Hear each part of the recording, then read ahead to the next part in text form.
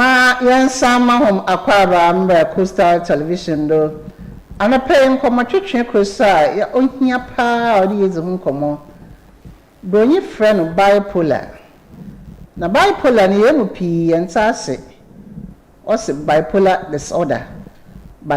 disorder na yansa akampanyfo bi wa ha wobeche hen na yina ya atase wo ho and da de boka taya opei no za yehuni de bipolar disorder no ho sensem no yehun post be the 83,000 women are affected by bipolar disorder ono no komo na ne pe ipede ezi ana pe hensa kan oye raba mata no onye Olivia ofia ha wobo hen ma yezim koma otodam nti mama shasin free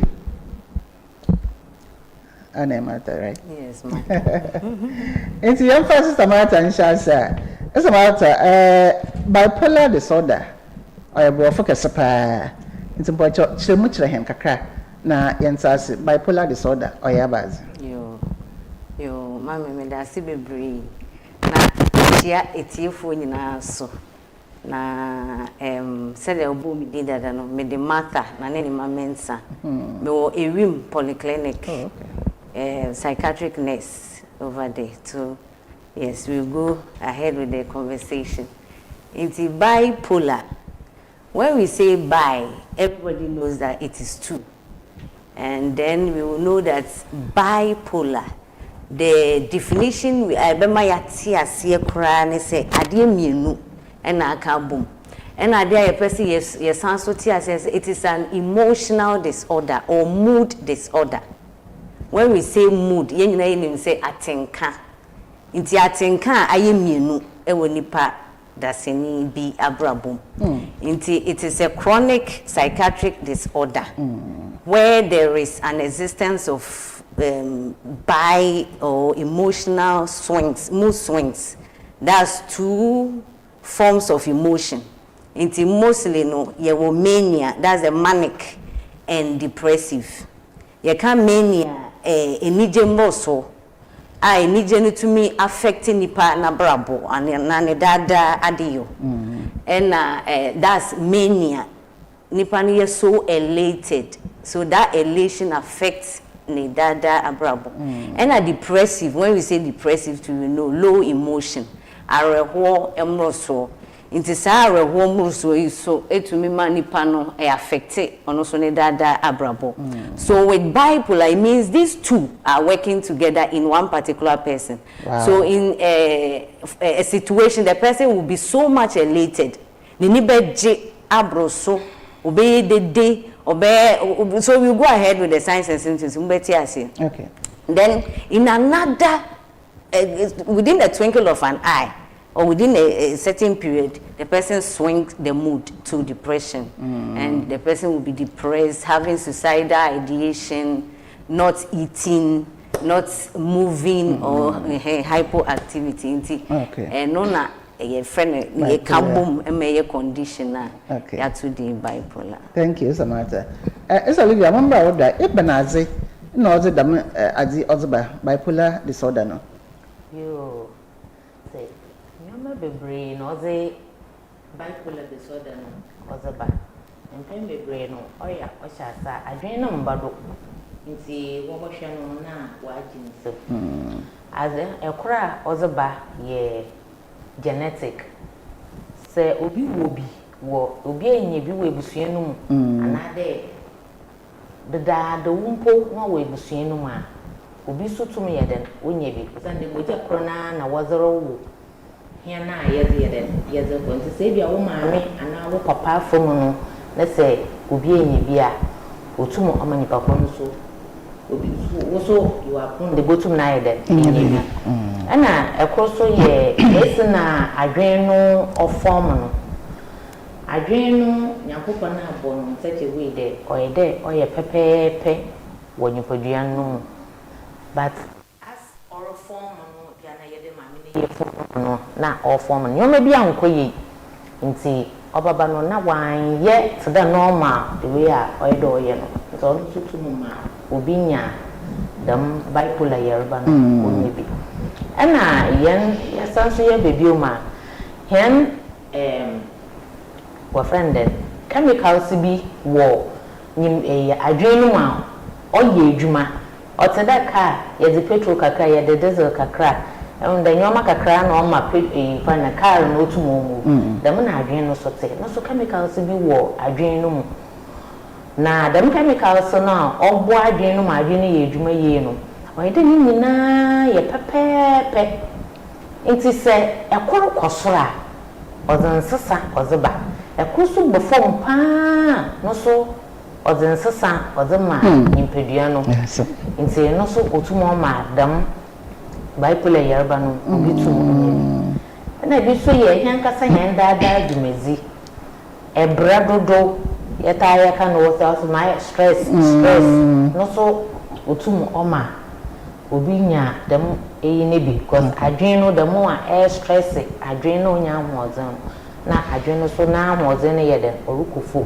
nti otum onye bi na do obi dama ye environmental factors no ankasa no so nyo oye hia ye dada dumezi no ene bi so ye hormonal imbalance wo nyipadua no ono so bibi te dey menopause anade awechi anade obi kura oninsan no mu no ensesa o de ezi wo nyipadua no mu no otumi no so oma obi nya dam bipolar yerba ni bi ana me te dey menopause de ensesa bebre obaba nyoma bebre o change wo nyipadua no mu yo as Olivia that's I'm there za nkoma yezi ohia papa na mbe no so nti yazembe so yezi yedwuma nti yaba fa be baka the surface na mbe pemu ya san ya from no aba is the matter mama share general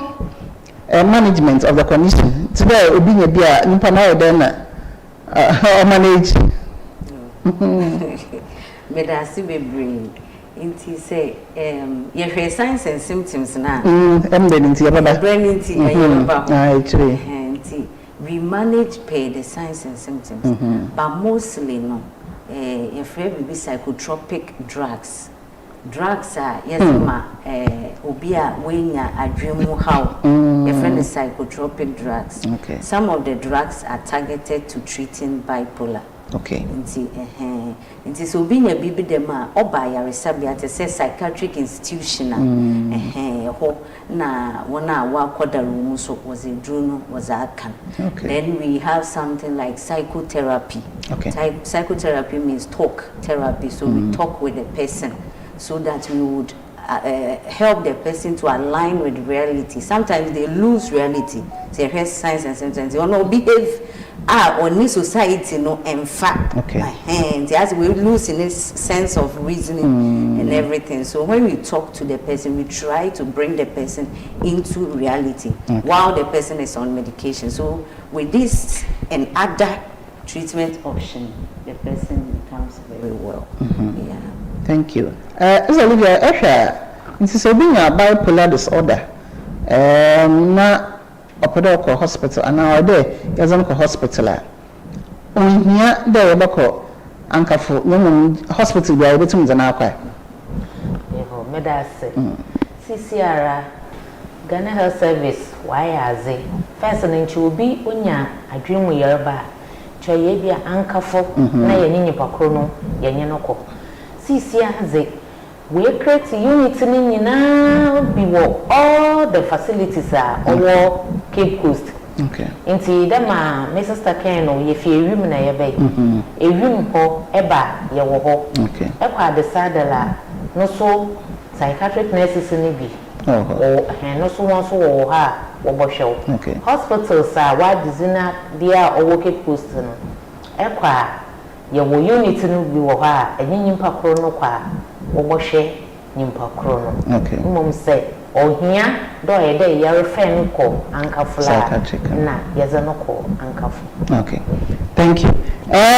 Ashafo adafo anope nkomotwetwa orokodi of a bipolar disorder ho na dem yempemfo achechemu ɔsi ɛwɔ hɔ a bɛn no wɔn agye dododo ɛwɔ hɔ hyɛ na ɔyɛ aho dododo dɛm na nkyɛnkyɛnmu na wɔdze baa ne pɛn no ɔkyerɛ na sɛ ehu dɛ obi enya bi a ohia dɛ ɛdze no kɔ psychiatric hospital biara ɔbɛn no biara ɛdze no kɔ a wɔbɛhyɛ na wɔnya na apɔmute nti Sister Martha yɛnhwɛ general education of the public on preventing bipolar.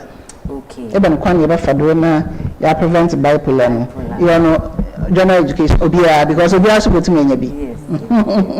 Yo mami me da se bebre. Enti ye hwa ye beka say bipolar ye hwe ne courses na then we will use it to educate ourselves in preventing it. Okay. It's a course back or the hereditary. Okay. Hereditary dey obi enu say ye ni ho akwanya say isi ho kwan. Okay. Obi entumi si ne papa wo no say me person papa we ne be wo me. O ba beto ebusua no mu a uni ho akwanya bia but say said your car say wo ebusua na so obi wo mu a your akwanyas obetumi anya bipolar na high no. Wo say ebusua no mu obetumi aye niema 1 or 2 bia ebetumi amma wa kwenya na aba from kra na ebe prevent say wunye bi nti say bipolar wo ebusua mu enche say chinchinchi ubenye bi but say environmental factors also no obobo environmental factors ne bi say stress injury there will be ondidi lack of sleep alcohol use obu anono monsa oye onum indubone into all the shisha whatever say edun ko from na je the twitwi yareba no mo wa ba because inwardly no anga say we trait ni bi wo mu. Okay. It is a fact them lifestyle yi now course so it means you are wo makwan say yareba no. It is a bibisa wo you make sure says we be the lifestyle no so our lifestyle modification no e betumi aboa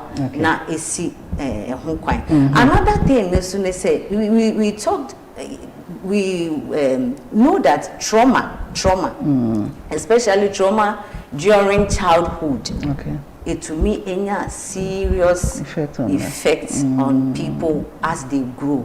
Bipolar ne prevalence and bra yin hu di paye your early 20s yare no ansan the first episode in many lives is from early 20s going. Wow. Into that time no so no sabofra bia of fa yawo obo a fa neglect ye wo abofra no no ala e bia we get to woman be na wo no wa hwe ni yi wa ma ne aduane yi wa fa na nko hospital wonu emu wa hwa we na wa shibi ehunu smoke ni bi so the person is prone at that onyini no na or at the level at say early 20s na hono na so until educate public na e tell say one show mu with lifestyle and mba so ayetiti omuno ye hu say whatever we do to them during their life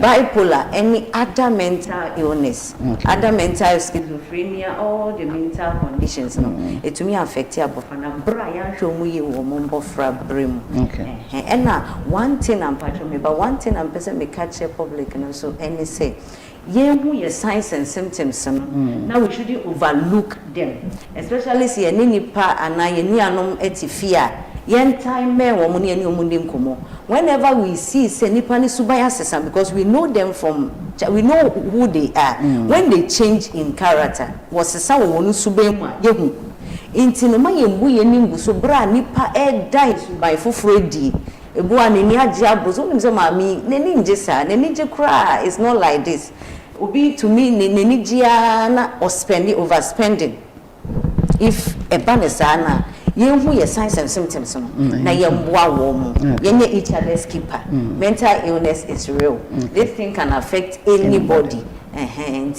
yenhwe yenhu ye wo arofo embenti yazinkomatwitwe no besaya nyem na damno asemiz ohia bonyi bakade ohia for onye discussion short ohia 1 hour because nsam wo ho papa because if share me that the workers as I faith over 83,000 women in Ghana living with bipolar disorder. Ono na ya nshisi ba ya yitu mikafa ho da mo ba chechire na yinsuaze enti erambe nti yezebesi na bepem ya basan ya fra hom bio na yezin komoni ye papa aha arafinti anope eraba Martha MENSAH and onye OLIVIA OWUSU ona ne pay wo be ma ya twetwe nkomoni